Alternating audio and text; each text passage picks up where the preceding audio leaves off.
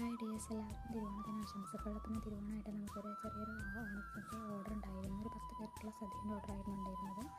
നമുക്ക് അതിലേക്ക് വേണ്ടി രസം, അവിയൽ, സാമ്പാർ, പിന്നെ ഉപ്പേരി, മസാലക്കറി, അച്ചാർ, പുളിയിഞ്ചി, പിന്നെ തീയൽ നമ്മൾ ഉണ്ടാക്കിയിട്ടുണ്ട്. പിന്നെ അതേപോലെ തന്നെ പച്ചടി 2 തരമാണ് ഉണ്ടാക്കിയിട്ടുള്ളത്. ബീട്രൂട്ട് പച്ചടിയും പൈനാപ്പിൾ പച്ചടിയാണുള്ളത്.